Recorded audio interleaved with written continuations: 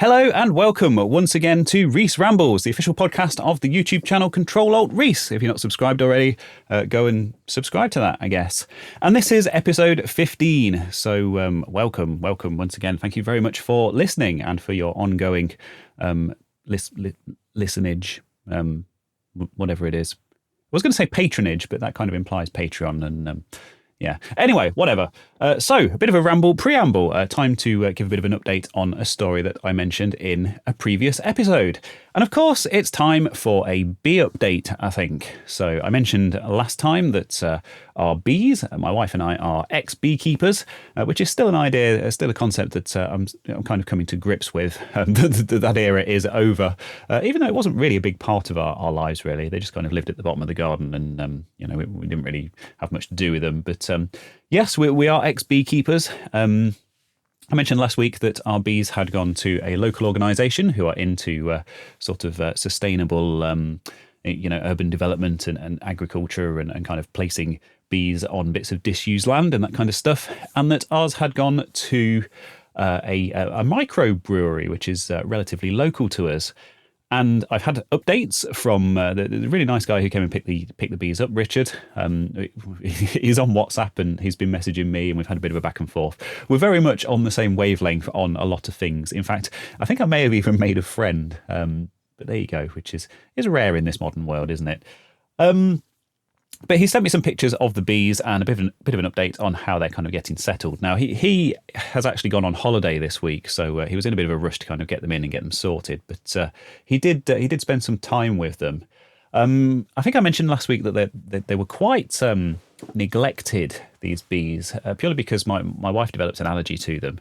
And it was kind of left to me, and I wasn't all that confident with them on my own. And we also had a few problems with them where they were, I'm not going to say they were aggressive because they weren't, attacking people in their gardens or anything like that, thankfully. But, they had a couple of times where I was kind of trying to sort of inspect them or whatever. And they were a little bit grumpy and a little bit kind of defensive, which is not what you want when you're kind of stuck on your own with your head in a beehive.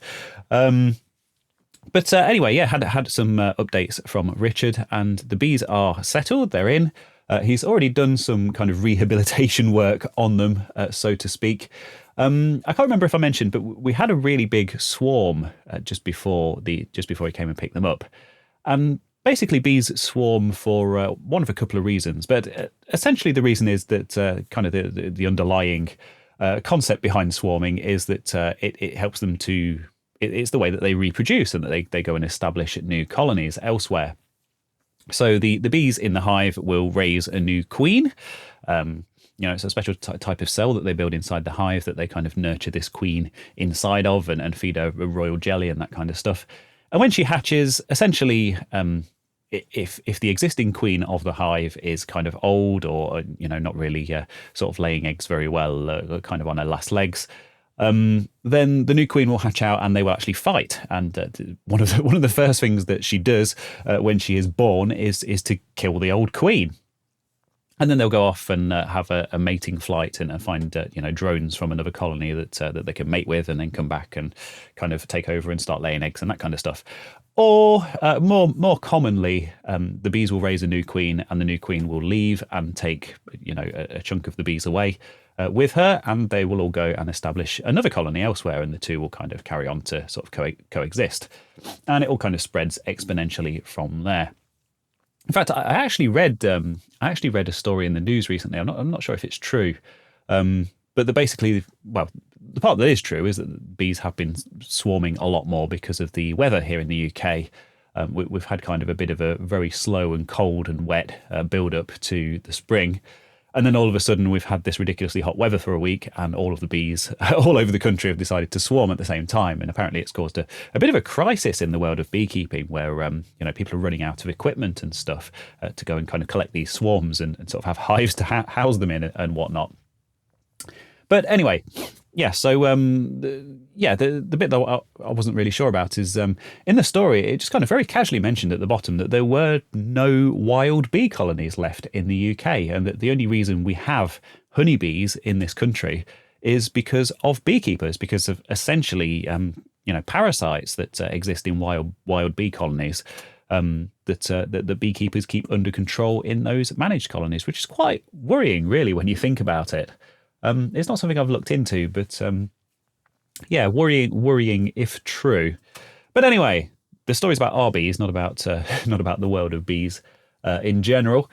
So they've gone to their new home, and obviously, as I mentioned, we knew that they'd swarmed before they went, and it seems that they didn't actually produce a new queen before they swarmed, or at least Richard can't find the queen. Admittedly, I've never been able to find our queen either, which is not something you're supposed to admit to when you're a beekeeper. But hey, that era's over now, so I guess the truth's all going to come out. But yeah, I never managed to find her either. But he is a lot better qualified and a lot more experienced, and he's convinced that there's no signs of there being any kind of queen in the hive whatsoever, which is a bad situation for the bees to be in. You know, they can raise a new queen, or they can you get this situation where the workers kind of start laying eggs, but they're not fertile, and it causes havoc. But hives can be artificially requeened. Of course, it's a very common thing in the world of beekeeping. It's something that we did ourselves a few years back when we lost one, and that was successful. We actually ordered her in the post. She showed up in a little plastic cage in a padded envelope, which was then introduced to the hive, and she successfully took over as the new queen. So all hope is not lost. I'm not quite sure what his current plan is. But he's cleaned out a lot of mess that they kind of built inside the hive. Started to put some new frames in there because the ones that were in there were quite old. If you've ever seen kind of like comb honey that the bees have made in the hive, obviously that's made in these kind of wooden frames, the same frames that the bees actually kind of live on. And they get old and they need to kind of be cycled in and out. And that's something that we'd kind of neglected over the years. I went in with good intentions, and I actually had some brand new ones which he took, but yeah, it just kind of didn't happen for various aforementioned reasons. So yeah, they are being rehabilitated. They've gone to a microbrewery in a local town, and they are. I've seen some photos of the site that they're actually on now, alongside their fellow beehives. I think they've got they're in a row of kind of 4 or 5. So they've got the organisation's hives, which are all kind of brand new and shiny, and have got like these colour coded patches on, and then they've got our old hive kind of sat on the end of the row, looking a bit sorry for itself. But hopefully he'll be able to rehabilitate those. It sounds like they've gone to a really good home, and as I mentioned previously, we were very much on the same wavelength when I met him. And yeah, may have even made a friend with some of the the messages back and forth that we've been having. But very much looking forward to going to see them and once they're settled and hopefully all back up and running properly. And of course, enjoying some of that beer as well, that nice local beer on the bank of that river. Should be a good day, and maybe I will get some pictures and put them on my usual kind of social media sort of places. I am on Twitter and Instagram, and yeah, I have a Facebook account as well, but I only post videos on there and never really look at it because try not to spend too much time on there if I can get away with it. So that's a bee update. Not sure if I'll have any more, but just wanted to let people know that they were settled because I'd had so much feedback and so much interest from the previous Ramble. So let's talk about this week in retro. Excellent retro podcast if you haven't heard of it, and I was a guest this week, which was really, really cool. It's one that I've been listening to since day one because you know, I was already a big fan of the two guys' work who actually started that podcast over 2 years ago. So it was started by Boat, aka John Shawler, of course a big name in the Amiga community with his channel Amigos Retro Gaming, and his kind of network of podcasts and things kind of around that. And I'm very pleased to say that he does have an Atari ST themed podcast now as well, which is well worth a listen. And he started that. He started This Week in Retro with Neil from RMC, of course. And yeah, 125 episodes later, they obviously decided that it was about time that they had me on the show, which I think was a very good decision and one that I hope they're very pleased with. But yeah, on a more serious note, you know, just really grateful to those guys for asking me to come on. It was Dave who reached out to me, one of the current hosts.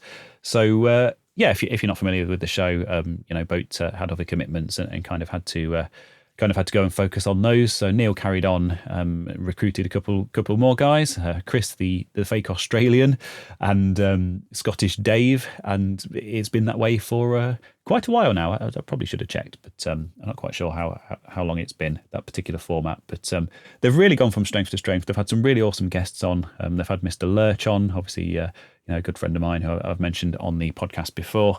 They've had Clint from LGR on, and they had Shelby from Tech Tangents, and just loads of kind of well-known people in this kind of world of retro. So I guess it was only a matter of time before I was asked to appear as well. And I submitted the Tetris chicken nugget story, which I was talking about last week, which I still think is the funniest thing ever. I'm not quite sure why. It's just my weird brain. And Dave actually picked it up as his story for the week, and we all had a good chuckle about that, as well as talking about some other stories, of course. Really, really professional operation. They gave me the notes in advance, and we knew what we were going to be talking about, and I had a chance to kind of make my own notes and my own talking points and stuff. So we all went into it really prepared, and hopefully that is reflected in the end result. At the time of recording, I haven't. I haven't heard that. I'm not sure if I'll be given like a preview version to listen to. To be honest, I totally trust Duncan, the editor. He always does an amazing job. So I'm sure it's not going to make me look like an idiot. But yeah, just a really cool thing to be involved with, and a really professional operation. Obviously, previously I've been on the Retro Hour and Retro RGB with Bob, that lovely guy. And probably some others that, I'm really sorry if I've forgotten about you there. But as you know, as I'm sure you can tell just by listening to this every week, I'm not all that good at taking notes. So big thanks to them, and I will, of course, put links to that in the usual places. But well worth a listen. So, speaking of this week in retro, yep, this is a pro-level segue for you. In this week in the world of retro, we have, of course, seen an important anniversary, and it's one that I just wanted to acknowledge in the podcast as well. And that is the birthday of Jay Miner, who, of course, is sadly no longer with us, but we do mark his birthday every year, or certain communities mark his birthday every year. And he was a really, really big name in the world of electronics engineering, and particularly the kind of early home computer industry in the late 70s and the early 80s. And he is known perhaps predominantly as the father of the Amiga, because he designed the chipset in the Amiga. The Amiga 1000, of course, released in 1985. Really high-end, really powerful machine, particularly for sort of graphics work. Quite a pricey machine, and one that kind of... I think it's fair to say was only really kind of adopted in the world of kind of graphics and video editing and that kind of thing until Commodore re-engineered it and kind of repackaged it into a lower cost version, which was the Amiga 500, which of course was a massively successful home computer in the kind of late 80s and throughout the early 90s. And of course they built a further few kind of iterations on that same formula as well, in the form of the 600 and the 1200 and a few others which... To be fair, if you know me, the Amiga was kind of, it's not really a story that I'm really qualified to speak about in any great detail, but really, really smart guy, responsible for some really revolutionary stuff. And I saw a lot of people tweeting on the 31st of May, referring to it as Amiga Day, which, of course, he was the father of the Amiga, so why not? But there's something that I just wanted to point out, and I did point it out on Twitter as well. And I'd quite like to do a video about this, actually, as an Atari guy, because it's a story that's not really covered in all that much detail. And that's on Jay's work before the Amiga. So the computer industry in kind of the late 70s and the 80s was a really small place. There weren't all that many people in the world who were qualified to work on that stuff. And there was a lot of cross-pollination and stuff going on between all of these different companies. And Jay actually... Well, it's not where he started, but perhaps one of his earliest really well-known and really kind of revolutionary projects was the Atari 2600 console, believe it or not. He was one of the designers on the TIA chip, which is the television interface adapter chip in the Atari 2600, which is basically the heart of the whole machine. And of course, that went on to be one of the kind of the biggest selling and the longest running consoles of all time. A really, really influential games console. I'm not going to say it was the first that had interchangeable cartridges, because I don't think it was. And it wasn't even the first home console. And I know a lot of people kind of wrongly attribute those things to it. But I think it is fair to say that its influence is something that's very difficult to overstate. You know, it really did sort of change the world, kind of invent this whole market and this whole industry of home gaming. And yeah, Jay Miner was the guy behind it. And not only that, after that machine's release in 1977, he also worked on the CTIA chip, the colour television interface adapter, which went into Atari's 400 and 800 computers, of course known in the Atari world as the 8-bit home computer range. And he also worked on the Antic chip in those machines as well. So really, really smart guy. And I think it's perhaps this is just me as a bit of an Atari fanboy speaking, but it's always a little bit unfortunate to see that kind of being overshadowed, because of course the 2600 was a massive thing in its own right. And so I did what any good fanboy would do, and I put out a bit of a trolling tweet, although it wasn't entirely intended to troll. It was just a bit of a gentle reminder of some of Jay's earlier work. And I referred to the day as Atari Day, and I just basically, put a picture of Jay Miner and just kind of commented on his contribution to the Atari 2600 and the Atari 8-bit home computer range, and just kind of put that out as a little bit of a reminder that he was known for perhaps a bit more than the Amiga. And that was generally received in the way that it was intended. Of course, since the almighty Mr. Musk has taken over at Twitter, he's completely killed off any kind of reach for anyone who doesn't pay $7.99 a month for their little blue tick, which of course I very much against paying for. So it was only kind of my immediate followers and a couple of others that actually saw that tweet in the end anyway. But I still got some really good replies from people, including Hoffman. Shout out to Hoffman with your tumbleweed gif, very good.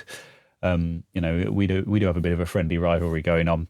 I think there were a couple of comments from people who were a little bit upset that I didn't mention the Amiga, but hey, the world doesn't revolve around the Amiga. And take a quick scroll through Twitter on the 31st of May, and there's plenty of people talking about that. So I just wanted to cover that aspect of his career as well, in a bit of a tongue-in-cheek and fun way.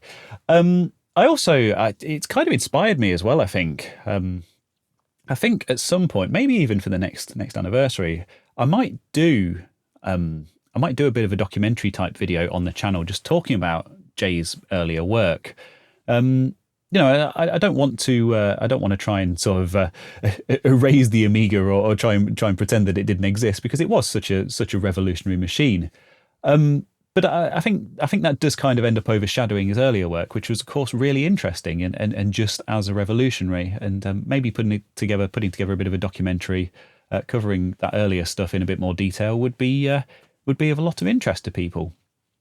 So, something that arrived yesterday, which I actually wasn't expecting. I ordered it quite a while back, and I'd kind of been vaguely keeping up with the updates, but as with many of these projects that you order online, you kind of get all excited about it and pre-order it, and then it gets forgotten about until months later when it finally ends up being finished and arriving. Very much the same story as the HDMI mod that I put in my N64, and very much in the same vein as that as well. Essentially, if you remember my Xbox video from a few months back, I put an upgrade in my OG Xbox that I've owned from brand new called the Xbox HD Plus, which is made by a company called Make Megahertz.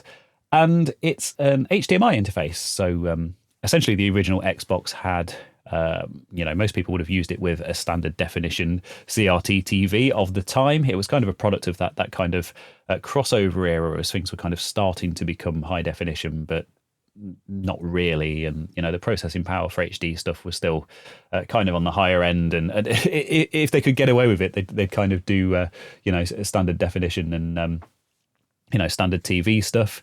I imagine the vast majority of people would have used their original Xbox at the time with a composite video cable, or maybe even RGB SCART if they were fancy. I actually had an RF adapter that I used with mine. That's how old my TV was that I was actually using my Xbox with back in the day. But anyway, of course, everything's gone HDMI now, and it's all kind of standardized around that. And it's a digital video interface, perfect digital signal from the console's graphics chip itself all the way to the display. That completely uninterrupted digital signal chain. But of course, the console wasn't originally designed for that, so Make Megahertz went and designed this add-on called the Xbox HD Plus. I installed one in my console and I love it. It's absolutely fantastic. I've rediscovered the original Xbox again. It's once again one of my absolute favourite consoles that I own. One of my favourite consoles of all time. I've spent many a happy hour playing with it back in the day, and it's been really nice to be able to kind of rediscover it and have the not only the convenience of HDMI and just being able to sort of plug it in and have it all work, and that fantastic signal. But also kind of the modern upgrades that they've added to the mod itself. So games that didn't originally have 720p support or widescreen support or whatever, they've kind of added those, kind of reverse engineered those into those games by kind of hacking into them at a very low level, if you like. I'm trying not to get too technical. And part of the way that they did that was using a mod chip. Now, lots of people had mod chips in their Xboxes back in the day, mainly so they could play copied games. Originally, you could you could copy a game to a recordable DVD, and the mod chip would allow the console to be able to read those and obviously trick it into thinking that it was a proper retail copy. And it wasn't long before those mod chip developers added the ability to install those games to the internal hard drive in the Xbox, and then people were putting bigger hard drives in them, and so on and so forth, and kind of led to this stuff that was eventually supported by kind of modern consoles in the end. But those kind of early hackers were leading the way. But what the Xbox HD Plus uses a mod chip for is to kind of do that very low level. Get those hooks into those games at a very low level and kind of override the rendering settings and the graphics settings and stuff like that. Because obviously, unlike PC games where you can go in and just change all the graphics settings, developers were aiming for a kind of common platform, and that was all fixed and wasn't sort of tweakable by the user. And in a lot of cases, the console was capable of much more, but due to whatever restraints or whatever else, the developers would limit it to non-widescreen, just basic standard definition. And the mod chip that they used for that, and the one that I installed, this is going somewhere, I promise. The mod chip that I installed in that video originally, and the one that they kind of built themselves, was called the Open Xenium or the Open Xenium, and it was their kind of open source reverse engineered version of one of the original Xbox mod chips from back in the day called the Xenium, and they'd basically sort of managed to reverse engineer all the firmware and stuff and kind of come up with their own modern sort of open source version of it. But they did say at the time that was only kind of a temporary kind of stopgap just to get the Xbox HD Plus up and running, and that longer term they were working on their own mod chip called the Stellar. Now, the Stellar, as soon as they put them up for pre-order, I ordered one. Not really because I was all that interested in some of the features, and it does have some really crazy sort of new features that have never been seen before in the world of the OG Xbox. But because I really kind of believed in the company that were making it, and because they had a really great kind of community around them, but also because it would hopefully unlock a lot more features of the Xbox HD Plus HDMI mod, because it would give them much lower level access into kind of the kernel and the BIOS and kind of all the underlying architecture of the Xbox, or at least that's what they were promising. And it all sounded very convincing to me. So I bought one, and that arrived yesterday, and I installed it, and it probably took less than an hour just to kind of replace my existing mod chip. Had to add a couple of extra pins in that I hadn't added for the kind of the debug header inside the Xbox that slots into. And also you have to modify the original Xbox HD Plus if you already have one to add like an extra connector to it that connects the two together so they can communicate. And it all worked first time, no issues whatsoever. And the cool thing about the Stellar mod chip, and I'll just talk about it for a minute because I'm not sure if I'm going to be making a video about it or what, but the Stellar mod chip had some really interesting new stuff. For example, it has an SD card slot on it, and you can put an SD card in it, and you can actually have virtual hard drive files in there, and it can run, it can run rips of games and things installed from a virtual hard drive, which hasn't been seen before in the original Xbox. It's something that they've had to sort of tap into the very low level stuff to be able to do. I should add actually that all of the other mod chips that have ever existed have been built around kind of modified versions of Microsoft's original kernels and BIOS and stuff for that console. Whereas the Stellar actually uses a brand new, completely built from the ground up, re-implementation of that entire stack and all of that kind of low-level stuff, and they've basically replaced all of Microsoft's original Bootstrap code and BIOS code and kernel code and everything else with their own kind of clean room re-implementation of that. God only knows how they've achieved it and managed to make it compatible with all the existing games and stuff. But it gives them, a whole new level of kind of control over the console that's never been done before. So I was really, really interested to see where they go with it. The firmware for it is still in beta, and there's still a lot of stuff that's kind of promised that's not working yet. At the minute, it basically works as a basic mod chip, and kind of unlocks some more potential of the HDMI mod. And offers very basic functionality like an FTP server and stuff, so you can transfer files to it. But they say all of this stuff is coming, and to be honest, they've always delivered on their promises in the past, so I have no doubt that they are going to do that. And you can go onto their Discord and chat to the developers, and they're really friendly, really sort of passionate guys. So really cool project. Not sure if I'm going to make a video about it, purely because the install was very straightforward and there's not really all that many features to show off at the moment, but certainly one I'm going to keep an eye on, and really pleased that I'm going to be getting more use out of my Xbox because it is one of my favourite consoles. Right, on to the final story, which is about a book I've been reading, or more accurately, listening to. Now, I'm not a big reader, so to speak. Sometimes a book will catch my attention and I'll sit and kind of absorb the entire thing over the course of some marathon a few hour sessions. I'm quite a fast reader and I'm quite good at absorbing the information, thankfully, and it's something I've always done since I was a kid. But reading isn't kind of an ongoing thing that for me that I do regularly, just very occasionally when something kind of pops out that I want. And that's what happened in the case of this book, which I believe a guest mentioned on the Colin and Samir podcast, which is a big kind of YouTube/creator podcast that I listen to.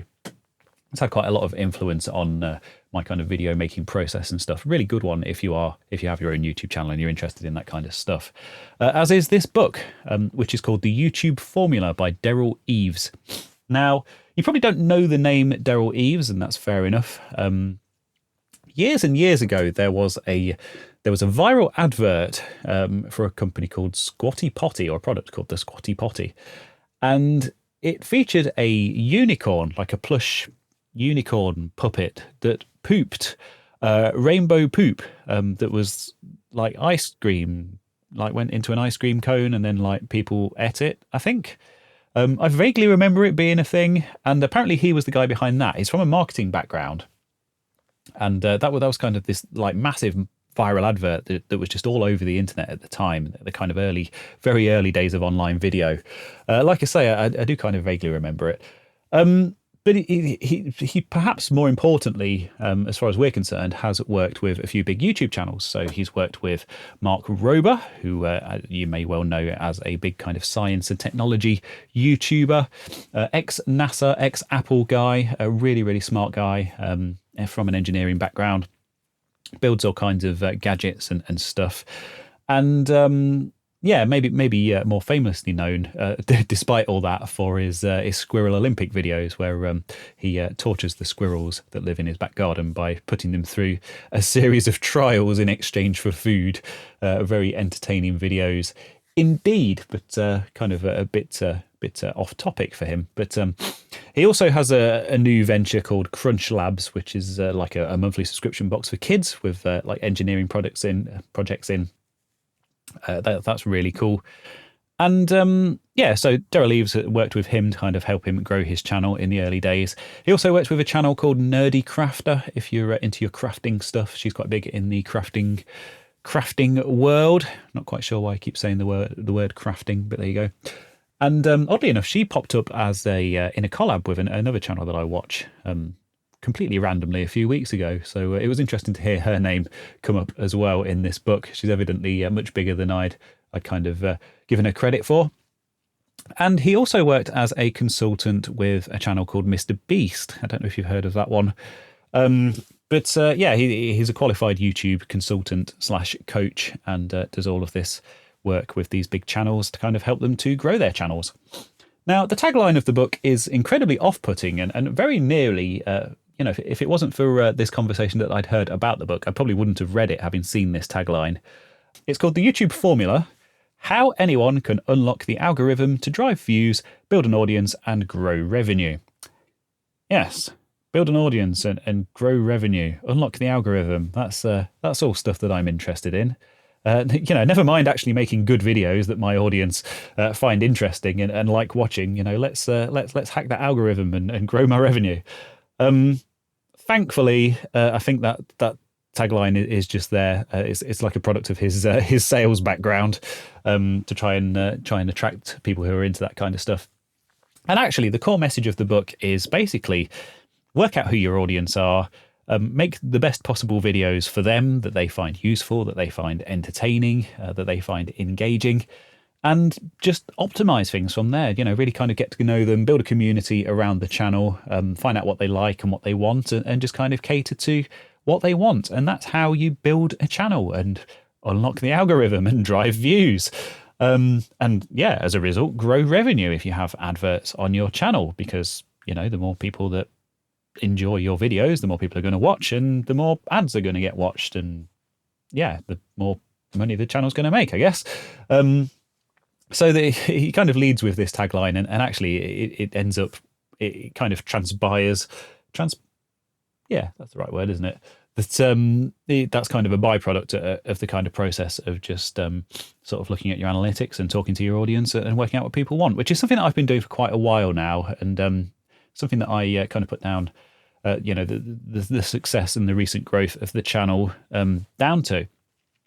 This isn't something that I've kind of spoken sort of honestly about for a while. But if it wasn't for the massively successful solar video that I did last year back in September, my channel would probably maybe coming up to 10,000 subscribers now. I'm currently approaching 23,000, so I think that more than doubled the size of the channel in quite a short period of time. And of course, I now have this split audience, and I've got kind of half of the people who are subscribed to my channel who are only interested in the solar stuff. And as I've said previously, I think that's kind of run its course a bit, and it's not something that I really have much more interest in. It's just the thing that's in my house that generates electricity that I use for my channel, and there's not really much else I really want to do with it. So I do, I'm not going to sit here with my 23,000 subscribers and say, oh, woe is me, I've got this split audience and I've got all these people who aren't interested in my retro computer stuff, because there are people out there who'd kill for that kind of audience. And because, I'm genuinely grateful to have that. I think I'm very fortunate that this has happened to my channel. But I do think it's a result of kind of having the pieces in place. I'm not going to sit here and claim to be some kind of YouTube genius or anything like that. But I also don't think it's something that could be put entirely down to luck. It's more a case of making videos in a particular format that is quite digestible and quite relatable, and that people obviously kind of engage with and connect with. And I just happened to have done one on a topic that had broader appeal than the stuff that I generally cover, and that's attracted a lot of people. But there you go. That's kind of stuff that's covered in the book. Stuff about looking at retention, why viewers stop watching videos at particular points, and to kind of optimize those for future releases and not have those boring bits or those irrelevant bits or whatever that kind of put people off. And yeah, just some really interesting inside information about like big brands and stuff like that as well. Like, for example, if you've had a video that's had a lot of views and you look at how much money you've made from that video, you can then extrapolate that to a bigger channel. So if you then go and look at Mr. Beast with his hundreds of millions of views on, on his videos, tens of millions or whatever, and you say, okay, well, I had this many views and I made this much money, so I will extrapolate that to how many views he's had, and bloody hell, he's made a lot of money out of that video, hasn't he? Actually, the story's even worse, because those really big channels, there's a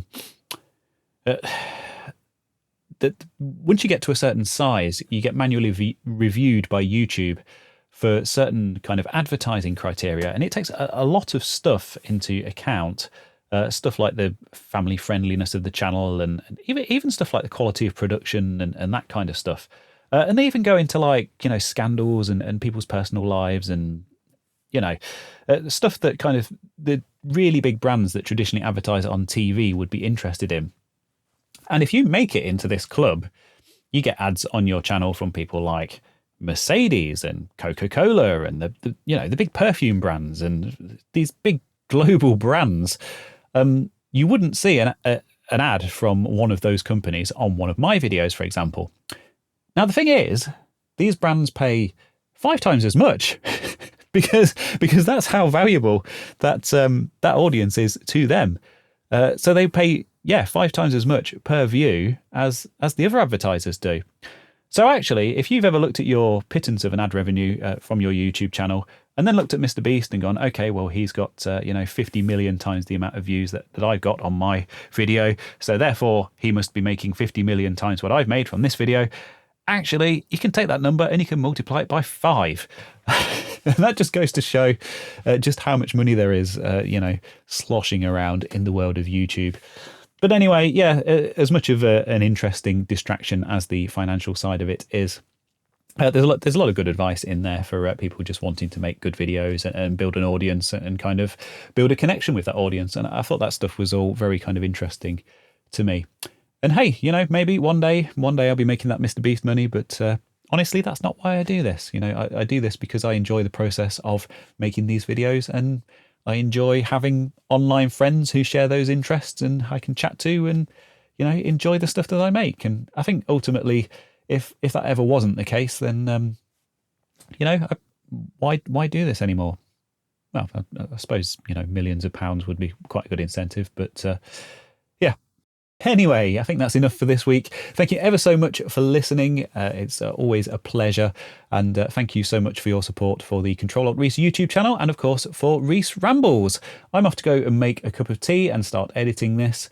And I will hopefully see you same time next week.